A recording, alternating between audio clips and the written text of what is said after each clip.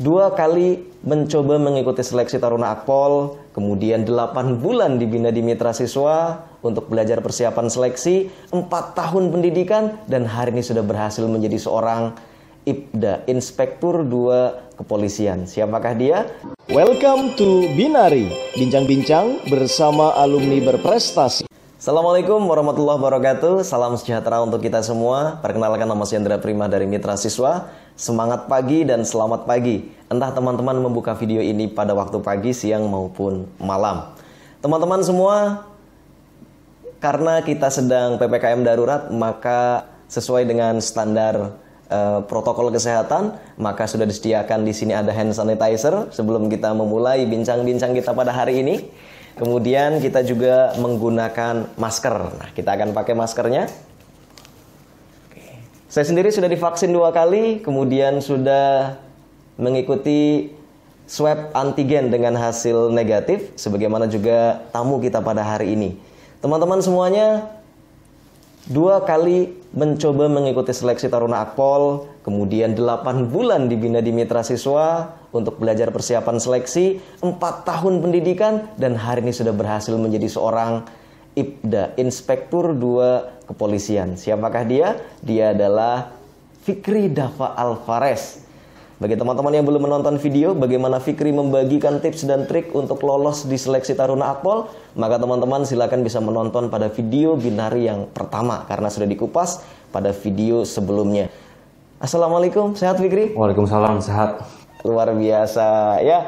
Welcome back. Welcome back. Selamat datang kembali di Mitra Siswa, dan pada hari ini kita mengikuti protokol kesehatan agar teman-teman juga bisa melihat bahwa semua yang terlibat dalam pembuatan video ini telah memenuhi dari protokol kesehatan. Dan tentunya Fikri juga nanti akan berbagi, akan menghimbau kepada teman-teman karena per 13 Juli 2021 Fikri Dava Alvarez resmi dilantik menjadi seorang anggota Polri dengan pangkat IPDA. Betul ya, Fikri? Ya, betul. Apa kabar nih? Sehat? Sehat, alhamdulillah. Luar biasa, seperti biasa. Luar biasa. Saya senang sekali teman-teman ya. Tidak terasa 4 tahun lalu dan sekarang sudah dilantik menjadi seorang anggota Polri dengan pangkat IPDA. Alhamdulillah. Dilantik 13 Juli 2021 menjadi seorang Inspektur 2 Kepolisian. Betul ya? Betul. Dengan pangkat IPDA, apa rasanya? Rasanya sudah itu dilantik nih. Ada 2, Mas. Yang pertama rasanya senang bisa menjadi kebanggaan orang tua dan sudah mendapatkan pekerjaan. Yang kedua, rasa adanya tanggung jawab yang saya pegang, tanggung jawab terhadap masyarakat, tanggung jawab terhadap keluarga, kedua orang tua, dan saudara-saudara saya lainnya. Luar biasa ya. Jadi bukan artinya lulus kemudian euforia, bebas lepas ya. Tidak, tapi justru ada tanggung jawab yang justru lebih besar tantangan ke depannya ya. Sebagai seorang anggota Polri. Apalagi di masa pandemi COVID-19 ini kan, semua kehidupan masyarakat kan ada perubahan. Salah satunya harus penertiban memakai masker, protokol kesehatan harus dijalankan gitu. Iya, luar biasa. Kami turut bangga, kami turut senang atas pelantikan yang sudah dilaksanakan. Dan pelantikannya kalau saya tidak salah dilantik oleh Presiden. Betul Mas, betul ya. Presiden. Tapi ya ada tapinya nih Mas. Tapinya itu kita tidak bisa dilantik di Istana Negara Mas, karena masa pandemi COVID-19 ini yang mengharuskan kami dilantik di matra masing-masing menggunakan aplikasi Zoom melalui daring gitu Mas. Pelantikannya online. Pelantikan jadi nggak cuma wisuda online ya, bahkan pelantikan Taruna Akpol pun online ya, Zoom. Oke. Iya. Tapi tentu saja tidak mengurangi kehikmatan. Iya, tetap hikmat ya. Oke, Fikri. Pada saat pelantikan, sebelum pelantikan justru nih ya, itu apa persiapannya? Persiapannya setelah kami melakukan sidang skripsi. Meskipun itu kan daring, tapi persiapan tetap totalitas. Tetap totalitas, karena kan ditampilkan langsung di YouTube Mas, live streaming. Jadi kita menampilkan seperti langkah tegap hormat kanan itu kan harus serentak Mas ya, harus totalitas dan maksimal. Iya. Kami berlatihnya seperti latihan fisik agar tidak ada yang tumbang saat upacara. Lalu latihan mematung. Jadi biar membiasakan berdiri lama gitu Mas. Iya. luar biasa teman-teman. Ini artinya totalitas bukan formalitas ya. Luar biasa. Baik, Fikri hari ini sudah dilantik, sudah menjadi seorang anggota Polri dengan pangkat Ibda. Penugasan di mana? Penugasan alhamdulillah dapat di Polda NTB, Mas. NTB ya? Ya. NTB Nusa Tenggara Barat. Luar biasa. Sudah penugasan teman-teman. Dan yang menarik adalah Fikri Dafa Alvarez 4 tahun lalu menjadi Taruna Akpol tepatnya pada tahun 2017. 2021 dilantik. Itu dilantiknya serempak kan ya? Dilantik serempak bersama Taruna Akademi Militer, Angkatan Darat, Angkatan Laut, Angkatan Darat, dan Akademi Kepolisian. Oh iya, mungkin barangkali ada teman-teman yang pengen tahu nih. Kalau teman-teman yang ambil perkuliahan itu kan misalnya masuk di tahun yang sama, belum tentu keluarnya di tahun yang sama juga, karena harus nyusun skripsi dan segala macam. Tapi di Akademi Kepolisian lulusnya serempak kemarin ya? Serempak, karena memang kami diarahkan dan memang dilatih bersama agar lulus pada waktu yang tepat, Mas.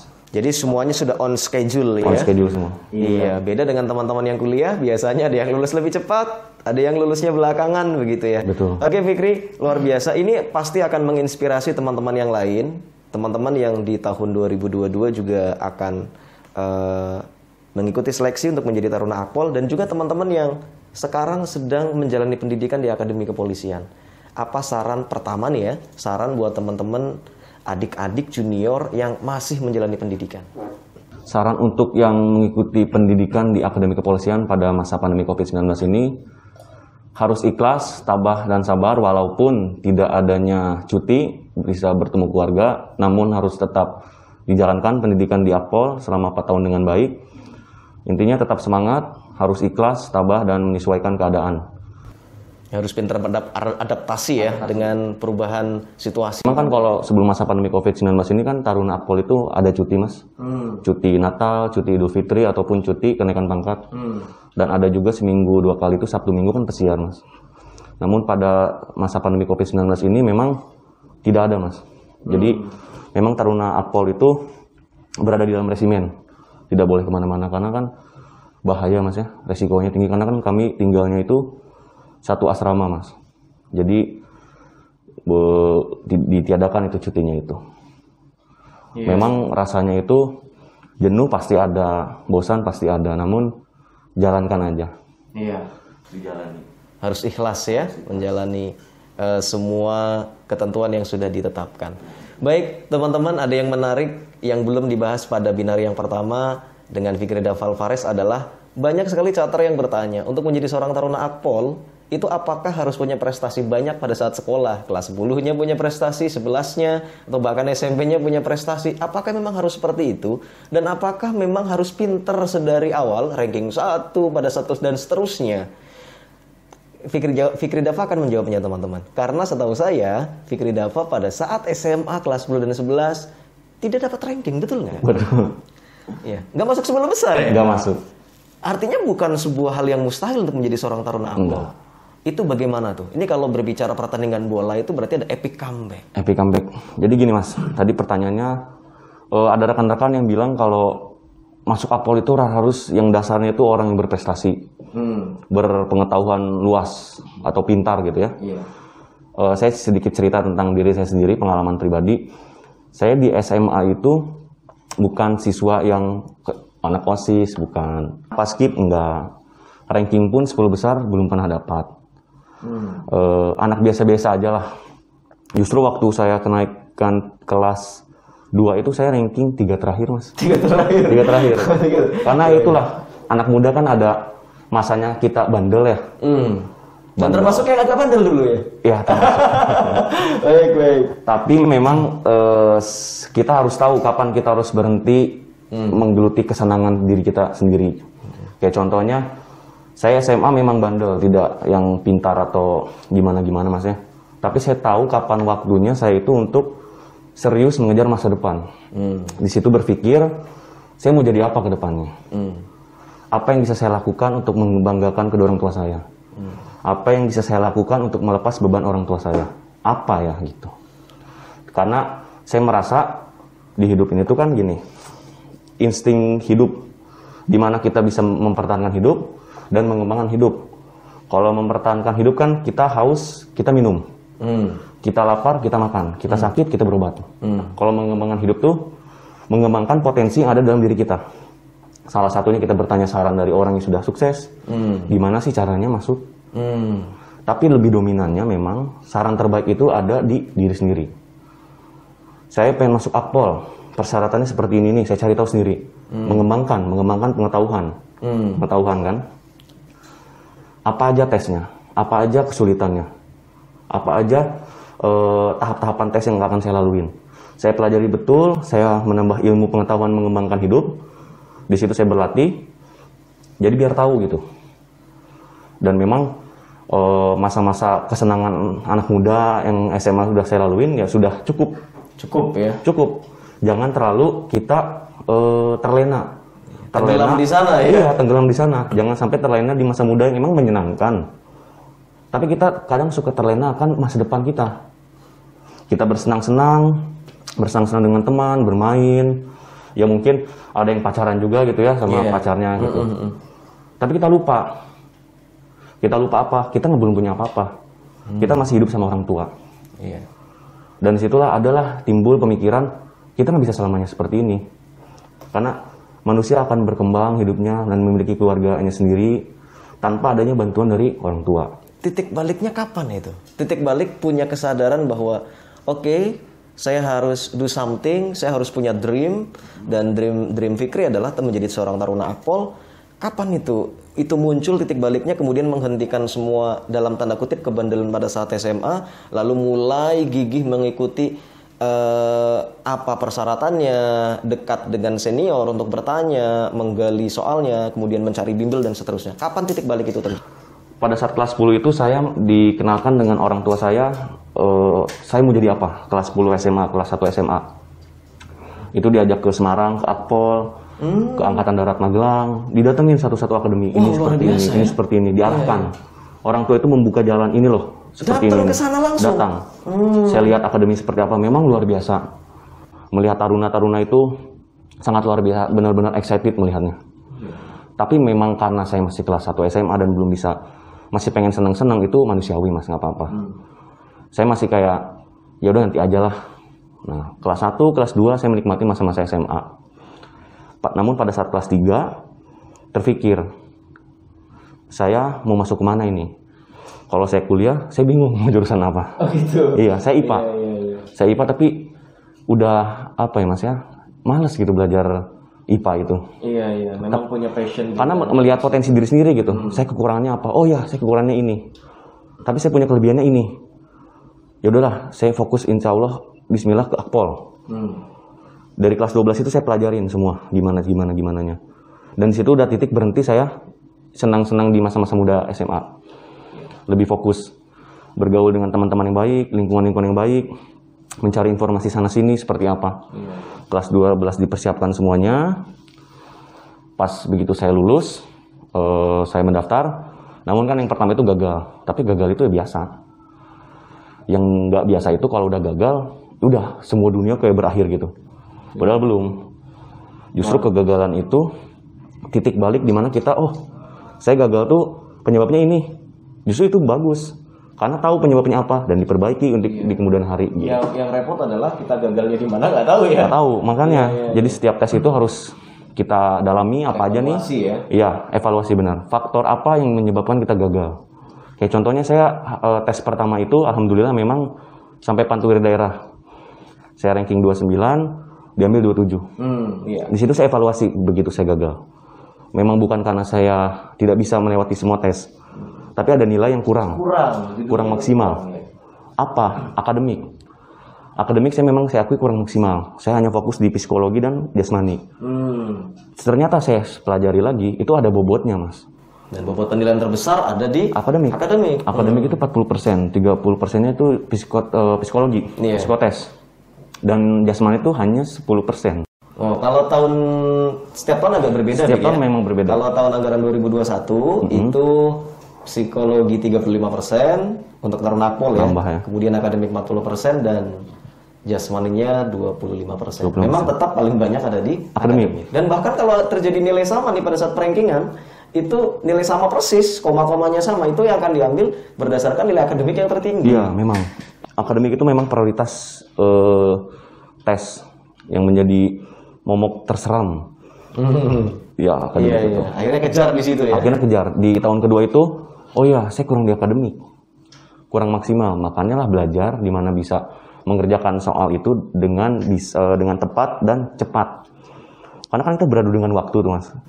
Kita bukan kayak yang ngerjain soalnya bisa santai, bisa ngelamun dulu gitu, nggak bisa. Karena 100 soal waktu pada zaman saya, 100 soal itu waktunya 2 jam. Nah, 2 jam. Gimana caranya saya bisa menemui soal, saya kerjakan, saya potret, hasil tepat. Jadi nggak perlu pulang-ulang lagi ya? Iya, kalaupun nggak bisa, nggak ada hasil yang saya nggak dapat, jangan stuck di situ, pindah ke soal lain. Iya. Karena memori otak itu kan nanti recall lagi. Wah, ini keren ini. Iya, recall lagi apa yang, oh ya seperti ini. Materinya kayak gini, ingat Mas Indra dulu ngajarin kayak gimana. Saya balik lagi ke soal itu, saya potret semua, dapat. Saya waktu itu 100 soal, 2 jam itu bisa mengerjakan dengan tepat. Itu 60 soal. Wow. 60 soal. Yang langsung ketemu tepatnya langsung 60 ketemu soal ya. Tapi kalau yang ngarang-ngarangnya ya ada. Iya, ya kalau yang ngarang-ngarang 40 soal dapat betul 10 lumayan dong ya. Nilainya udah 70. Saya lihat kanan, wah 18 nilainya. Wow. Saya lihat kiri 36. Depan saya itu kalau nggak salah 40 atau 45 gitu ya. Iya.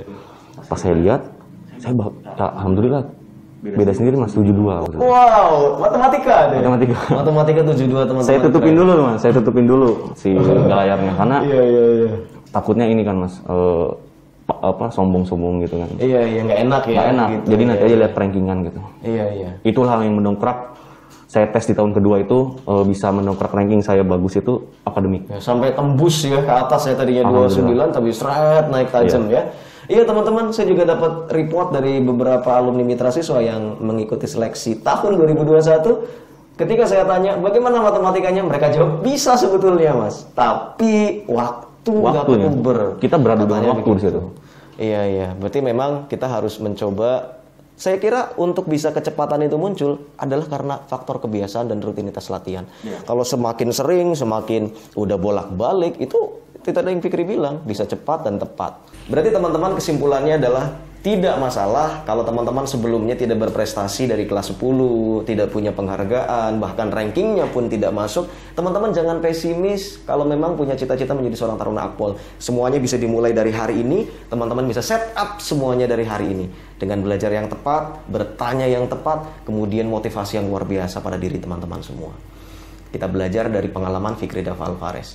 Fikri sudah dilantik dan sekarang akan bertugas. Besok bahkan berangkat ya? Besok saya berangkat. Besok berangkat. Minta doanya Mas. Iya, kami mendoakan yang terbaik untuk semua alumni termasuk Fikri Dava karena salah satu alumni awal di mana di generasi sebelumnya tahun 2016 ada Ibda Divani yang sudah bertugas malah ya sekarang, dan berikutnya 2017 ada Fikri Dava Alvarez.